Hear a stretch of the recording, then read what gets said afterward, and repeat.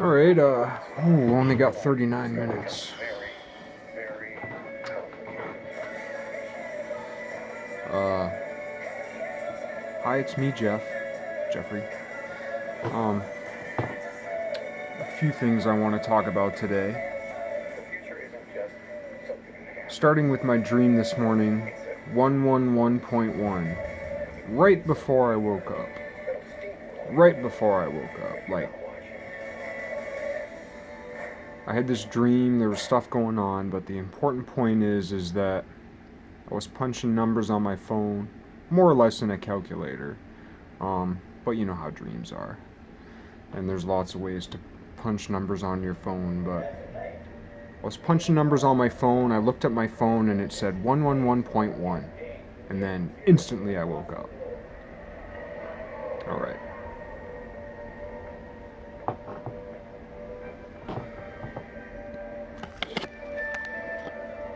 Putting on my little thingy.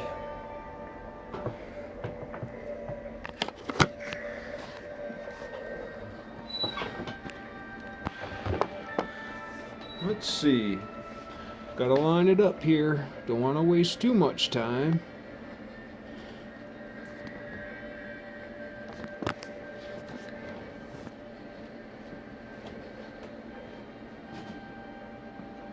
Prop it up a little bit.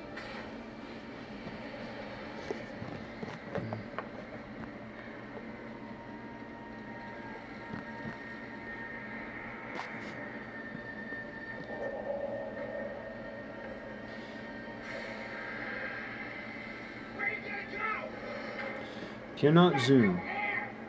Shit. Okay. I'll make it work.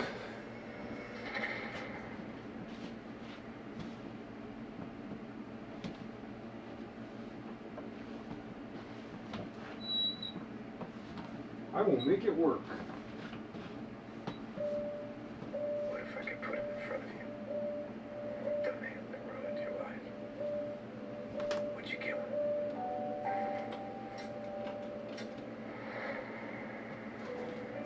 By the time you listen to this, 7 years will have passed. Here you are, at the beginning of your new life. It can be So I'm not ready. I'm not ready to give up on this yet. I'm not ready to give up on this. Pretty much there were two big problems with my wheels. One problem is that they go like this because I've made the entire object so that it can come apart. I've made the entire object so it can come apart. So they wobble back and forth, and when they're suspended on the weight of the object, they lean in, which pulls it off. It acts like a crowbar on itself and pulls it off the axle. It creates instability, and it also makes it so the axle can't grab onto the object. Then the other thing is that this isn't tight enough. So I've applied this, and I'm in the process of applying this, which my glue has already started to set up, so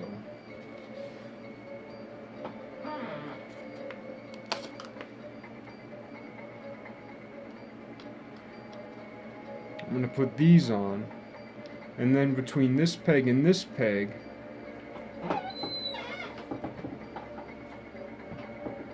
I can put something across here,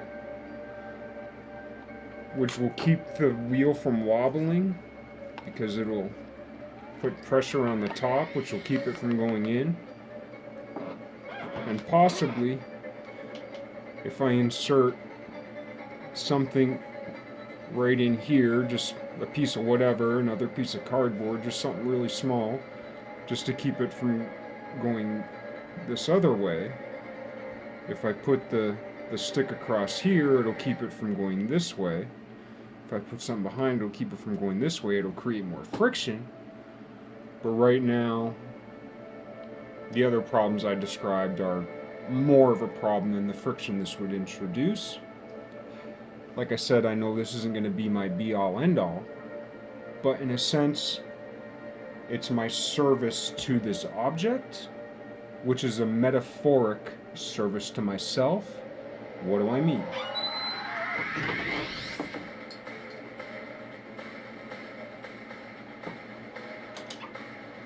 See, like I said, I want to take this off. Now, I could just, and I might end up just gluing this on here. I might just end up gluing this hole onto this. But those other problems would still exist because it only has the one contact point versus like tires that have all the contact points. But if I did that, I could always saw this off. These are just shish kebab sticks. Still pull out that stick from my axle with that mechanism.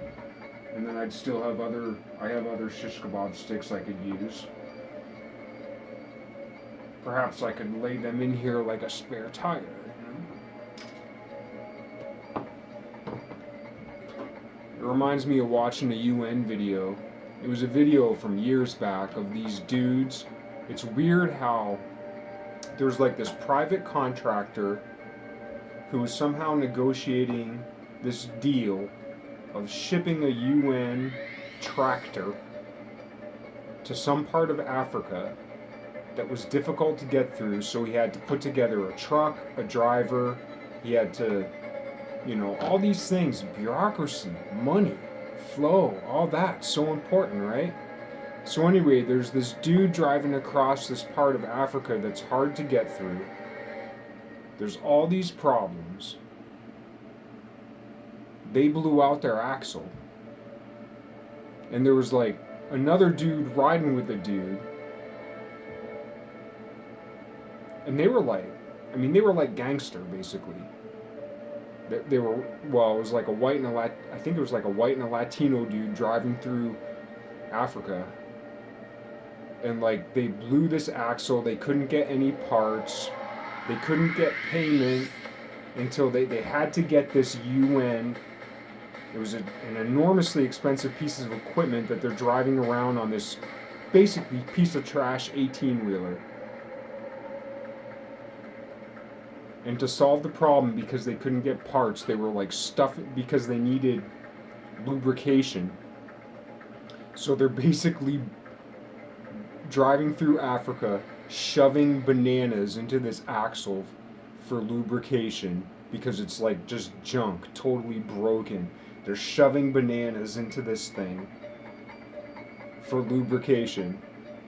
And they'd been debating about doing it beforehand, and like I think it was a Latino guy, and I'm sorry if he wasn't, but and he's like, no, I'm telling you, I've heard it. I've heard you could do this. And the other guy was like, yeah, I don't know. And so they just start going up to street vendors who are selling bananas, and they're like, I'll take all of them. Go to the next guy. I'll take all of them. Go to the next guy. I'll take all of them.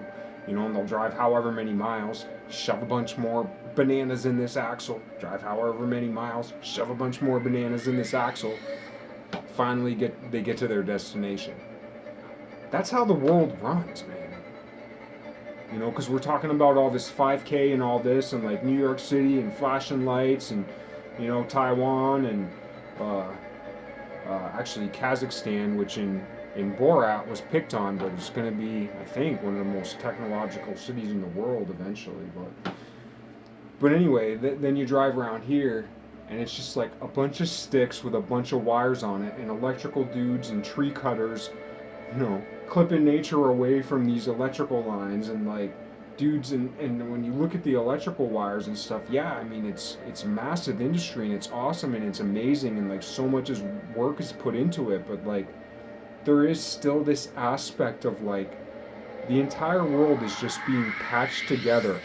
We're on a broken gerbil wheel that cannot stop. It must keep going. We're on a broken gerbil wheel that cannot stop. It must keep going. It's kind of like those like flying fish, or like Tasmanian devils as they run across the water, right? Like no. You don't get to it's like fixing the car while it's in motion. You don't get to stop. You don't get to go to a mechanic. It's like this whole train is moving and it's broken, and we got to get there. That's the world we live in. And we gotta get there. But anyway, so I'll work on this later when the video's off. Sewing up these things more and getting it ready for what comes over the next couple of days. I did these ones over the last 2 days. These, hopefully I'll do all 4 of these today.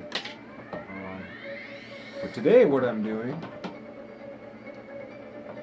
this is India ink. Still good after however many years. But today it's an homage to Jefferson's obelisk clock.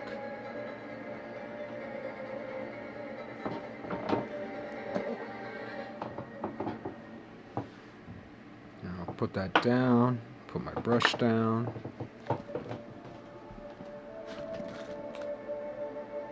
That's better. Well, I don't know if it's better, but put some light on the subject.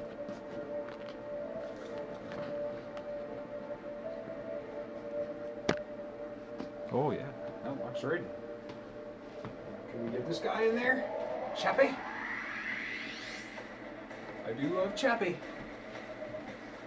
Well, not much of him, but a little bit.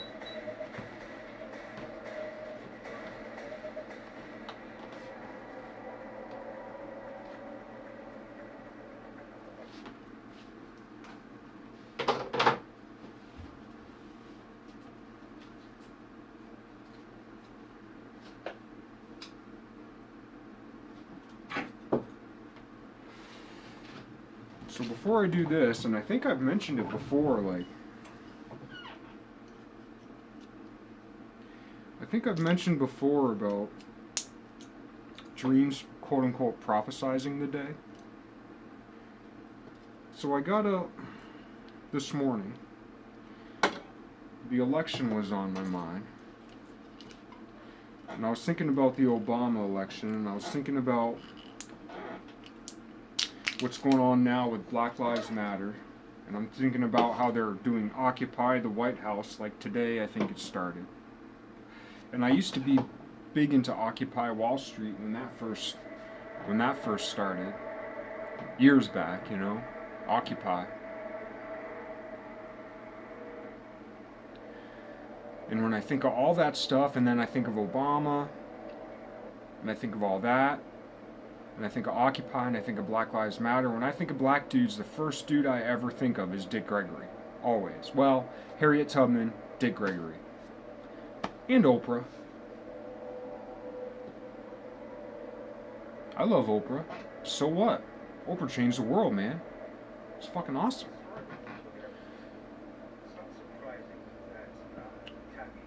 And, yeah, Dick Gregory. I got onto Dick Gregory from Imus in the Morning, Don Imus. Don Imus got kicked off the air for calling, I can't remember the basketball team, but there was some basketball team, and he called them nappy-headed hoes, kicked off the air. I used to listen to him on Q106 because the dudes I worked with listened to him, and I never liked him. I hated Don Imus. I thought he was an asshole. I hated it when people would play that shit. But I think it was the first day he came back on the air, he had Dick Gregory.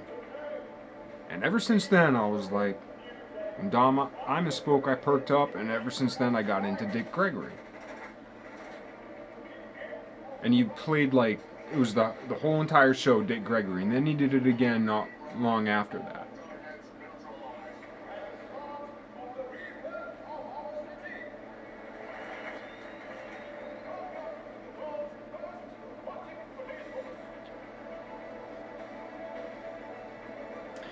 When I think of Imus coming back on the air, I always think of John McCain.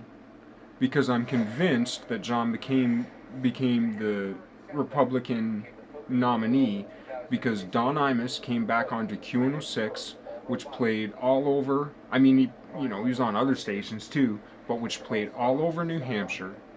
New Hampshire's the first primary state, which I live in. I live in New Hampshire. So it's like I witnessed this whole thing. I remember watching all the polls and all this stuff. And like, as soon as Don Imus came back on the air, he had Dick Gregory It legitimized him, so to speak, right or wrong, whatever it did, quote unquote, enough to be on the air. He started supporting John McCain. These are the type of thoughts that just go like this through my mind, like in a moment.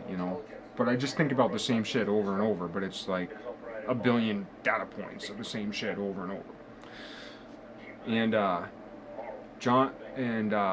he supported John McCain. The polls went up it was right there. He came back on the air, and John McCain started going bloop, bloop, bloop, bloop, bloop. He did well in New Hampshire, bloop, bloop, bloop, bloop, bloop, became the nominee. So, if Don Imus didn't come back on the air, and if Dick Gregory hadn't supported him, John McCain wouldn't have become the nominee who lost to Obama. There you go. But, anyway, when I think of John McCain, there's if you had to put one word to him, to anybody who paid attention at that time, you wouldn't even have had to have paid attention. It's just, if there was enough ambient media in your area, you would have picked up that they called him a maverick, a maverick, a maverick, a maverick. And whenever I think of Maverick, I think of Top Gun, and I think of Maverick, and then I think of the Air Force. So then I thought of the Air Force. Again, this just took a few moments, but I'm laying it out, because I'm getting back to the 111.1. So then, how much time I got?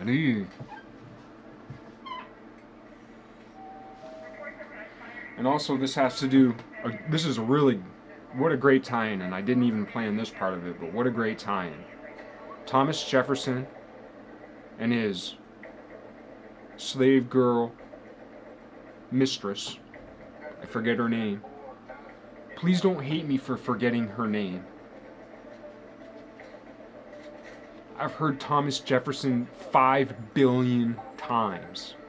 It's easy to remember. I'll still probably call him someone else at some point. Just like I misquote shit all the time and call shit the wrong thing and call people the wrong name all the time.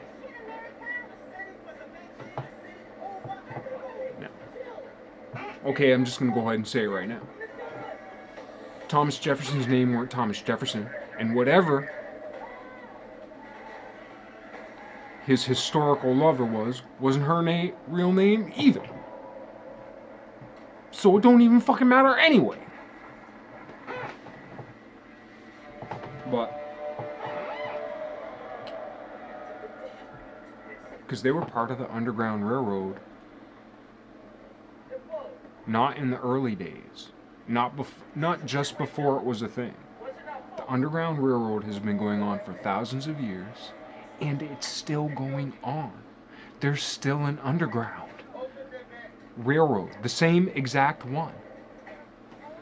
Anyway, you'll have to look at my other shit and shit coming up, but if I live, I'm pretty sure I will, only because the message matters. I don't matter for shit, except for so much as I am, but the message matters. For some reason, it's part of my job to talk about it, and I don't know why.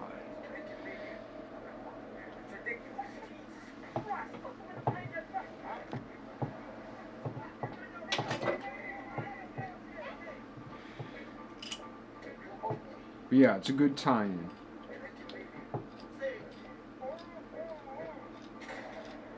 Thomas Jefferson liked wine. He had 3 cups a day. George Washington, who was supposedly Jefferson's nemesis, I say they were actually mobsters in collusion. CIA before there was CIA, who were best of friends, cooking the books. There were 2 mobsters, 2 criminals cooking the books. Say, oh, they did this, oh, they did that. And had they went the way, there's the right way of history then, and there's the right way of history now. Had they went the right way of history now then, they never would have succeeded, now wouldn't have happened, and slavery would be rampant. Historically speaking, had the butchers of the West never come to America, who'd be running America? You think it would have been the peaceful folk? Think it would have been the Abenaki? Nope. It would have been those human sacrificing motherfuckers. They'd be running this whole show. And it would be Roman Colosseums times a fucking 1,000 today. I'm not supporting the West because the West wasn't even behind the West. It was the East that hijacked the reason why the East hijacked the murderousness of the West is because, and I won't say which part of the East, because I'm still kind of working it out a little bit. There was an agent of the East, so to speak, that hijacked the West because it was murderousness all the way around. And they hijacked the most murderous.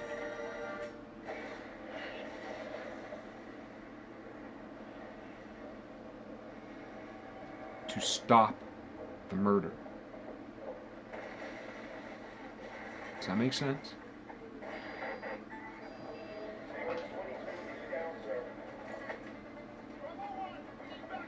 But it's not over.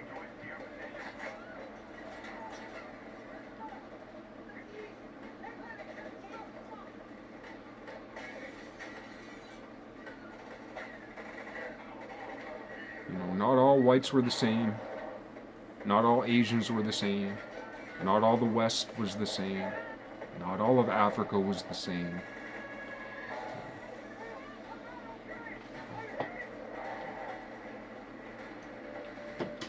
If you look at a polar bear is vicious. Anything that moves is something it's going to eat, period. If it thinks it can kill it, that's it. Ice, water, food. Something it can stand on, something it can swim in, something it can eat, or its kid. Something it can save. That's what a polar bear is, essentially.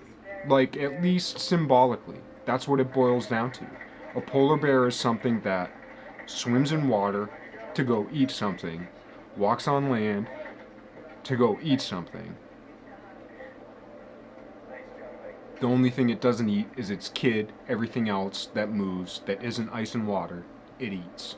Period. End of story. Why? It ran all the fucking way up or down there.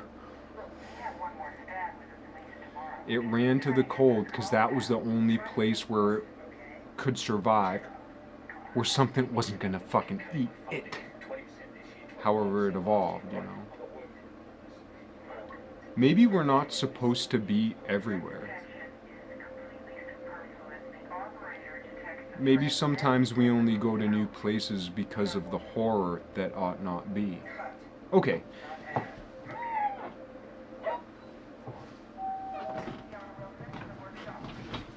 Just saying. I'm not saying, you know, it's nothing against polar bears. But what could they evolve into? What could they reincarnate into? By the way, if you believe in reincarnation, or at least entertain it philosophically, we live in an age now where we can leave things for ourselves. If you believe in reincarnation, you must make videos. Why? If you even think it's a possibility, you must make videos. Why? Because you will find you. Then they say, why is it all these people with past life regressions only think they were this or that person? Not to say past life regressions are even past life regressions. They could be like a caution record type shit, but in the past you would have had to do all these elaborate things to mark you, die, reincarnate, and find yourself. Never mind resurrection.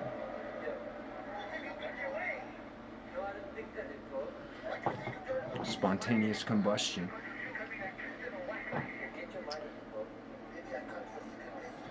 But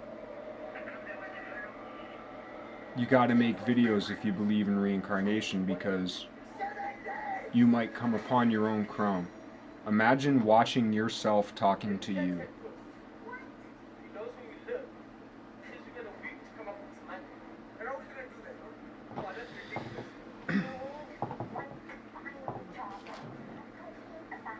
So yeah, I'm painting these here to represent Thomas Jefferson's obelisk clock, which I've talked about before. I'll have more to say about it. But I got these weights down here are nickels. I've shown them before. They're little nickel things, partially full of nickels. That's Jefferson, right? Geez, I hope so. I already called Hamilton Jefferson once. Maybe not just once, but whether it's Jefferson or not, these are becoming black obelisk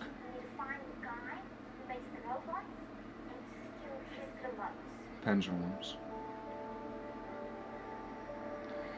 Okay, try to get back, Jeff. Try to get back. Oh yeah, made with India ink. One of the reports of a lot of Jefferson's, slaves, or same with Washington's, that some were so light-skinned they could pass as white.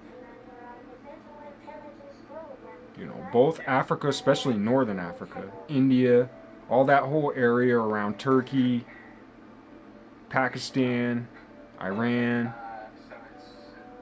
never mind Spain, all that whole area. Just such a blend of colors for so long.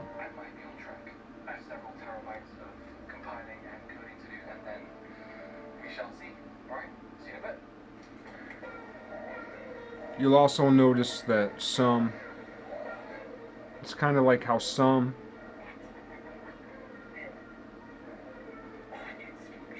I wouldn't even say Latinos, but somewhere in that blend of like native, Latin, whatever, like there's some quote-unquote South American dudes who look awfully Chinese. People blend into different societies in different ways. There's all kinds of spy shit going on nowadays, right? And it ain't the shit you see on the news.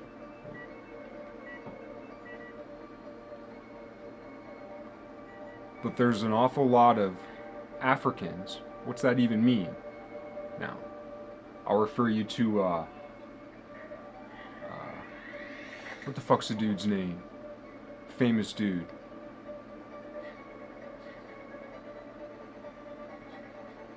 Dude in Shawshank Redemption. He played Nelson Mandela. He was in Robin Hood. Morgan Freeman. Two things I like about him, or two of my favorite things about his quotes were like, "Why they call you Red?" From Shawshank Redemption. "Hey, why do they call you Red?" "'Cause I'm Irish." And that ties in nicely to when he had an interview at Oxford where he talked about how he didn't like calling himself African American. They're like, why don't you call yourself African American? And he's like, "I'm not African." But it's like, Africa's a big continent, man.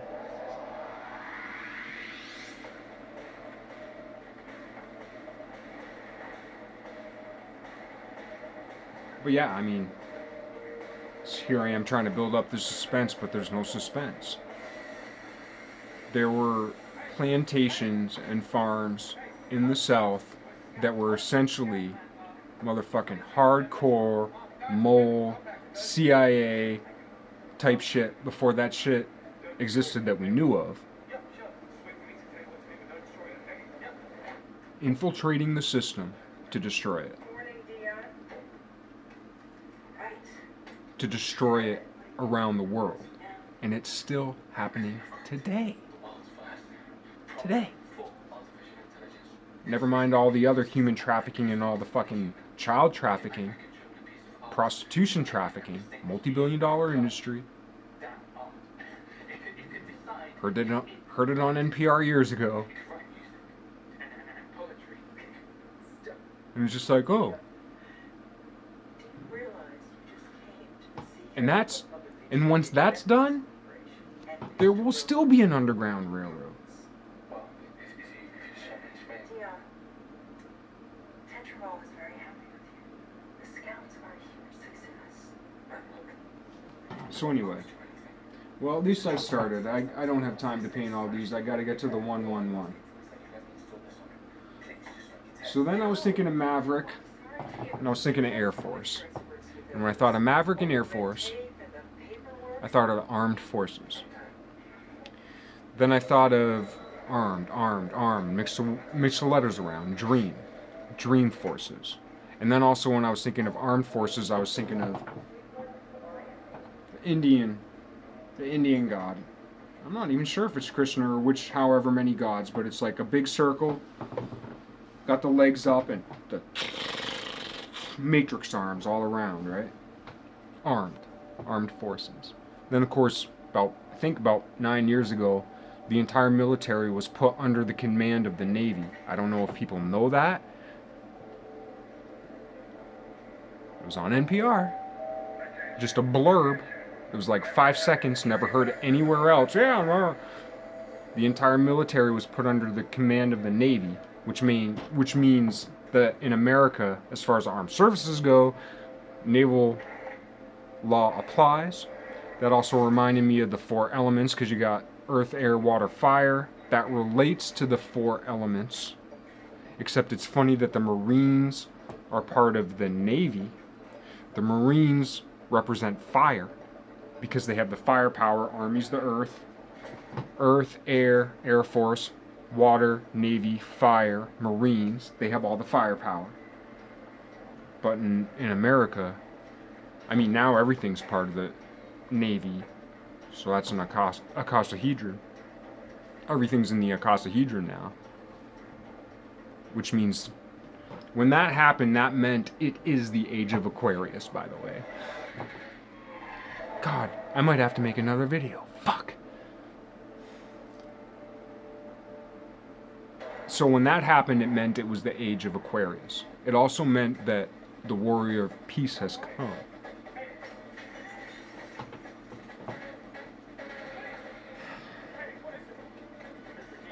We just created the Space Force. People don't talk about that much because so much shit's going on in the world right now. But Donald Trump just created the Space Force. What's that? That's the Pleroma. That's the rarefied air. It's not just the Space Force, it's the Space-Time Force. That's the 5th element. The 5th element has come. When he created that means, at least symbolically, 9 years ago when everything came under control of the Navy, that meant John the Baptist. When Trump created Space Force, I'll have to find the exact day. I'm sure I made a video somewhere around there. When Trump made Space Force, that's when, that's the 5th element. That's the cross, because that's the tetrahedron with the center, 5 points.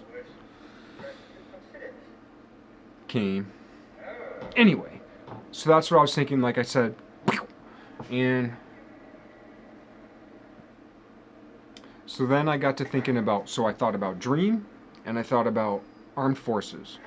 Thought about India. So I Googled, quick before I went to work, while I was drinking my coffee and smoking my butt, because I was already running late. Dream Indian Vedic philosophy. In that, this dude started talking about how, however many thousand years ago, they talked about how if you dream something, there's like 4 parts of the night, from 6 to 6. Basically, from 6 at night to 6 in the morning. If you dream in the first part, your dream will be years later. If you dream in the second, third part, they might be years, months later. If you dream in the first part, it'll be soon. Right before you wake up, when you dream, that's what's going to happen in your day. And I've talked about this before. I've never heard anybody say it before, but I've noticed it within myself. I think I've referenced it in my videos, but maybe not. But I think I've referenced about how, like, dreams prophesizing the day. I had 111.1. Yesterday, when I was listening to, I finished a biography on Washington by Ron Chernow, the dude who did the famous Hamilton one, and I started Jefferson, um, a Jefferson biography. I'm looking for clues. And anyway, in one of them they talked about, I think, the XYZ affair. Well, when I think of XYZ, I think of a plus or minus 1 grid in the X and the Y and a plus or minus 1 in the X. You grid that all out in a cube that has 8 octants, and you get 27 points, which is 3 times 3. It's also 26 points minus the origin, so then you have the alphabet. So anyway, that was in my mind from yesterday. On my way to work, when I was checking my money so that I knew that I had enough money for gas and my lunch and all this, and I could figure out how much I could spend on lunch because I was really hungry and I wanted to spend a lot, but I was like, geez, I always spend so fast and loose, I never know how much money I got, because I don't. Because I'm paying attention to this shit. I used to keep track of my money, but when I did that, I couldn't pay attention to the other shit I'm trying to pay attention to. So now I'm paying attention to the other shit I want to pay attention to. I don't pay attention to my money, so I have to search my fucking... Because I have a cash card that I keep. My debit card is a cash card that's not detected to my checking account. Because if I have a cash card detected to my checking account, then I spend all my money and then I don't have it. So I like keep my shit separated because it's the only way I can protect myself from myself. So I have a Walmart money card I put cash on. I had to check it on the way home or on the way to work. Dialed it in. Boom. And I had $111.27. 111. 111.1 was the dream image in my mind right before I woke up. And then like 35 minutes later when I'm checking my account online, it's 111.27. I associate the number 27 with 1 because in a unit circle, in a unit sphere focused on the origin, if you consider the XYZ axis as having positive and negative axes. But to me, and I've actually shown it before and I'll show it again later, I collapse those axes together so that from minus 1 to 1 you get 1 instead of 2. It's a unit 1. From negative 1 to 1, negative 1 to 1, negative 1 to 1. If you even believe in that structure, which I don't. I don't believe in the cube as a primary structure. But when I hear the number 27, to me, that's a unit 1.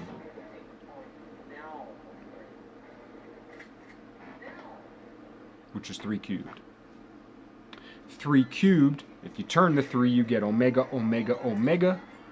And then you have the Eisensteinian omega, which is the triangle, which fits inside a unit circle, 1. I'm the alpha and the omega.